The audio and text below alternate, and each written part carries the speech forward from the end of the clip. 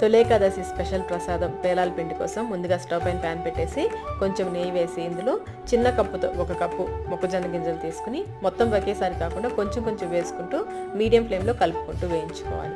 ఇవి ఈ విధంగా పాపవడం స్టార్ట్ అవ్వగానే మూత పెట్టేసి మధ్య మధ్యలో ప్యాన్ని కదుపుకుంటూ ఈ విధంగా పేలాలు చేసుకోవాలి. ఇదే విధంగా పేలాలన్నీ చేసుకుని పూర్తిగా చల్లారనివ్వాలి. మళ్ళీ స్టవ్ పైన ప్యాన్ పెట్టేసి కొంచెం నెయ్యి వేసుకుని కొన్ని కాజు బాదం పలుకులు వేసుకుని వేయించుకుని పక్కన పెట్టేసుకోండి. పేలాలు పూర్తిగా చల్లారిన తర్వాత కొంచెం కొంచెం మిక్సీ జార్లో వేసుకుని వీటితో పాటుగా 2 యాలకులు కూడా వేసి గ్రైండ్ చేసుకోవాలి.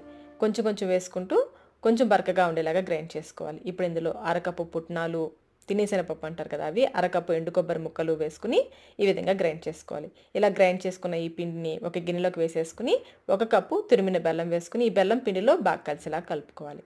ఇలా కలిపేసి మళ్ళీ మిక్సీ జార్లో వేసుకుని గ్రైండ్ చేసుకోవాలి. ఇలా చేయడం వల్ల బెల్లం అంతా కూడా చక్కగా కలుస్తుంది. ఇందులో మనం వేయించుకున్న జీడిపప్పు, బాదం పప్పు వేసి కలిపేసుకుంటే పేలాల పిండి రెడీ.